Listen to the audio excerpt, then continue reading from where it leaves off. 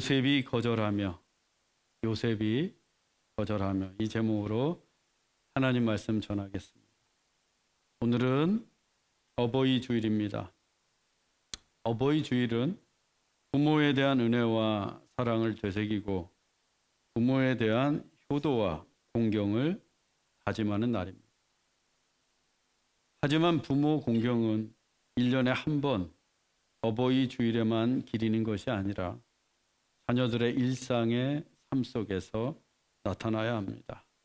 왜냐하면 부모가 내 삶의 출발점이기 때문입니다. 부모가 없다면 우리의 인생도 없고 부모가 없이는 우리가 아예 존재할 수도 없습니다. 따라서 부모라는 사실 하나만으로도 그분들은 공경받고 존중받아 마땅합니다. 그러면 우리가 어떻게 부모를 공경하고 존중할 수 있을까? 에베소서 6장 1절로 3절입니다. 자녀들아, 주 안에서 너희 부모에게 순종하라. 이것이 옳으니라. 내 아버지와 어머니를 공경하라. 이것은 약속이 있는 첫 계명이니 이로써 내가 잘되고 땅에서 장수하리라. 부모를 공경하는 첫 걸음은 부모에게 순종하는 것입니다. 부모가 하시는 말씀에 귀를 기울이고 부모의 뜻을 따르는 거예요. 하나님은 우리가 부모에게 순종할 때 우리가 잘 되고 이 땅에서도 장수한다고 말씀하십니다. 즉 부모에 대한 순종이 하늘의 축복이 내려오는 통로입니다. 자녀들이여 부모에게 순종하십시오. 그래서 이 땅에서 장수하고 하나님의 축복을 받기를 소망합니다. 유혹은 고난이나 고통 중에 찾아오는 게 아닙니다. 유혹은 언제나 편안할 때, 성공할 때 찾아옵니다.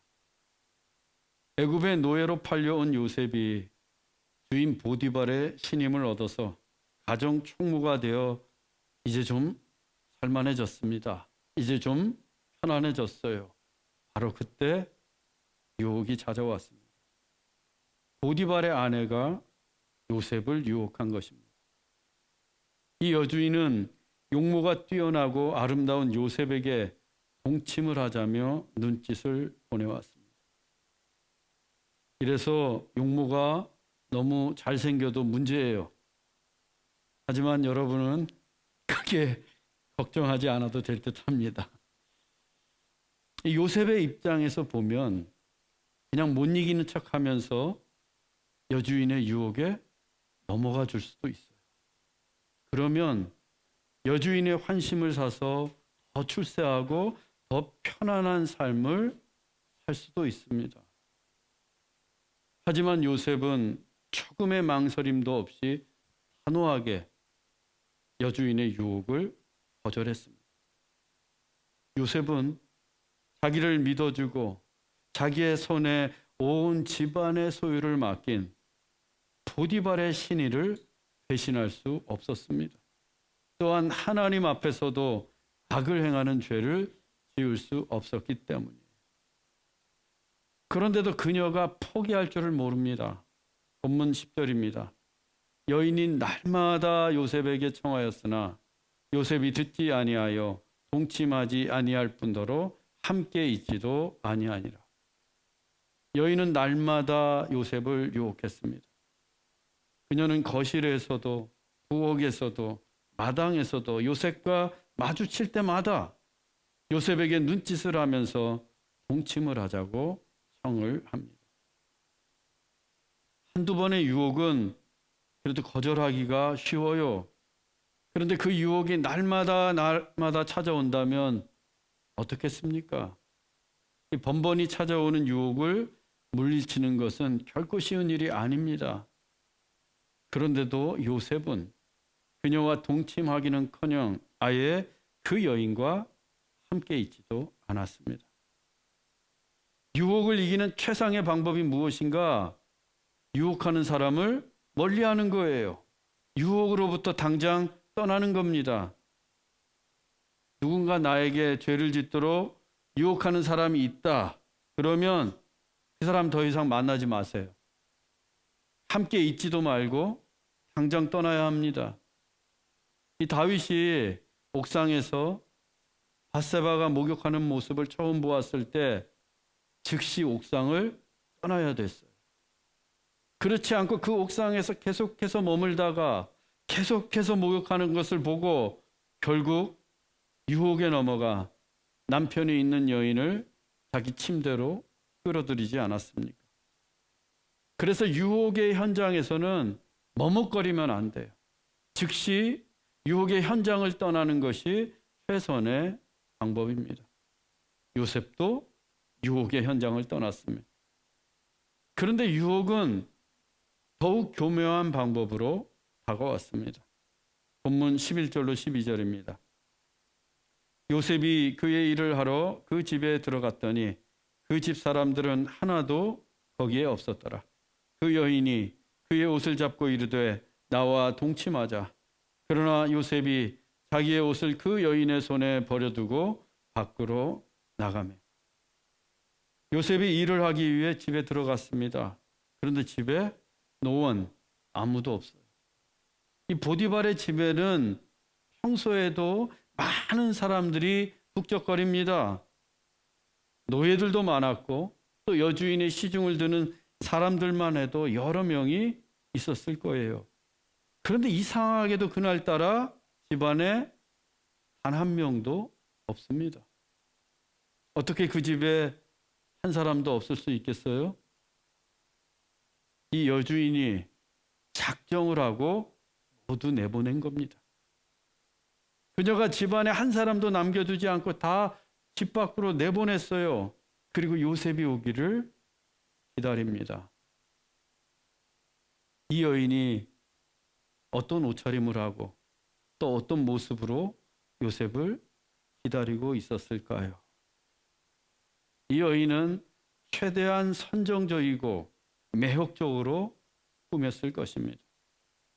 붉은색을 띠는 은은한 조명에 몽롱한 향도 피우고 머리부터 발끝까지 향수를 뿌리는 등 자신이 할 수 있는 모든 것을 동원해서 요셉이 도저히 피할 수 없는 치명적인 유혹을 준비하고 그를 기다렸을 것입니다. 드디어 요셉이 집에 들어왔습니다. 여인의 유혹은 전에 하던 것처럼 그저 눈짓이나 말뿐인 유혹이 아니었습니다. 직접 요셉에게 타치, 손을 내밀어 요셉의 옷을 잡고 요셉의 귀에 대고 동침하자고 유혹을 합니다. 지금 그 집에는 아무도 없습니다. 여인과 요셉 단 둘뿐입니다. 그러니 그 유혹이 얼마나 노골적이었겠어요. 어쩌면 여인은 그 아무도 없는 집에서 자기의 옷을 다 풀어헤치고 요셉을 기다렸을지도 모릅니다. 그리고 요셉이 들어오자 그의 옷자락을 잡고 말합니다. 나와 동침하자.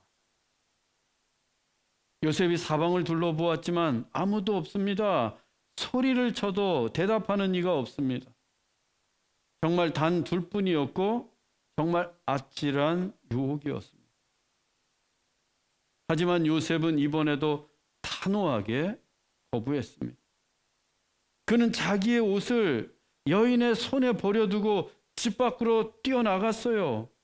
또다시 유혹의 현장을 떠난 것입니다. 여러분, 거듭 말씀드리지만 유혹이 오면 판단하거나 망설여서는 안 됩니다. 이쯤이야 내가 얼마든지 이겨낼 수 있어. 그러면서 유혹의 현장에 머물러 있으면 유혹에 넘어가기가 십상이에요. 유혹이 오면 그 즉시 유혹의 자리를 떠나야 합니다.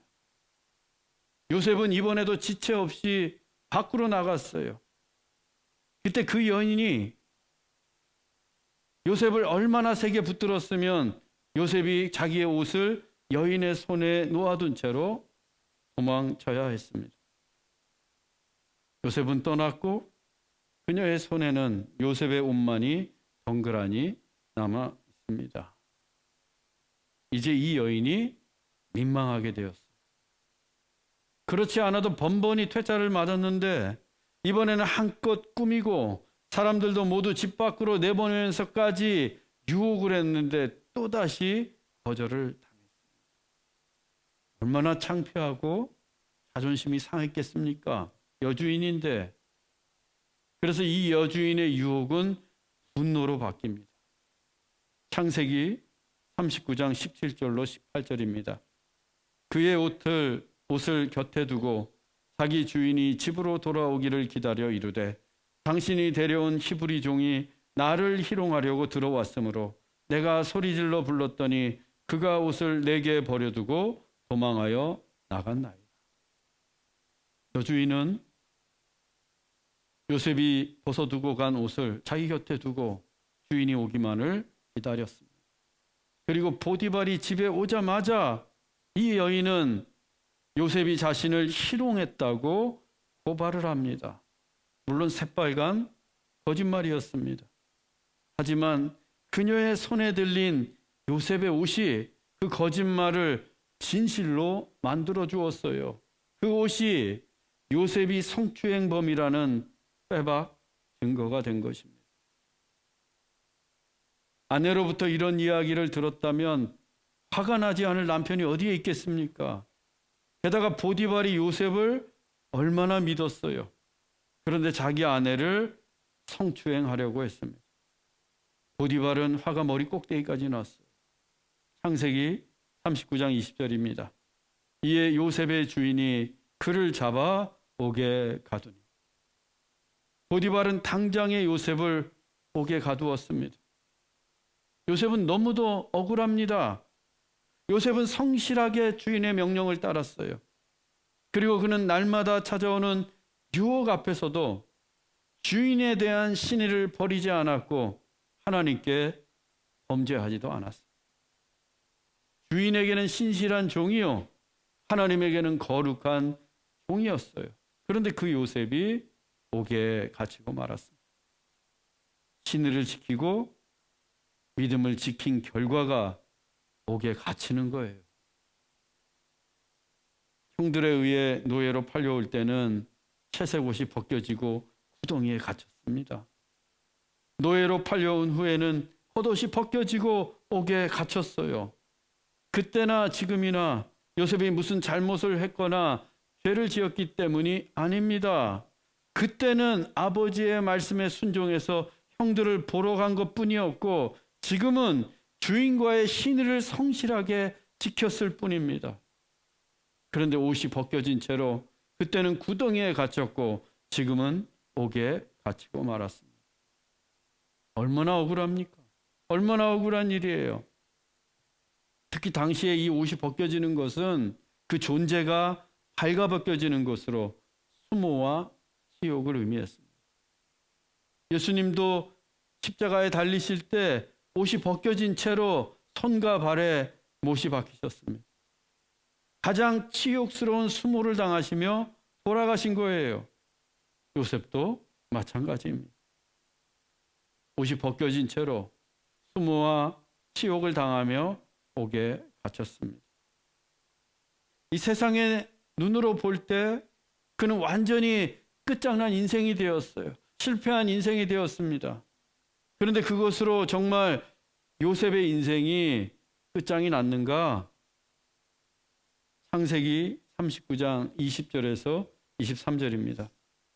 요셉이 옥에 갇혔으나 그에게 인자를 더하사 여호와께서 간수장에게 은혜를 받게 하시매 간수장이 옥중 죄수를 다 요셉의 손에 맡김으로 그 재반 사물을 요셉이 처리하고 간수장은 그의 손에 맡긴 것을 무엇이든지 살펴보지 아니하였으니 이는 여호와께서 요셉과 함께 하심이라.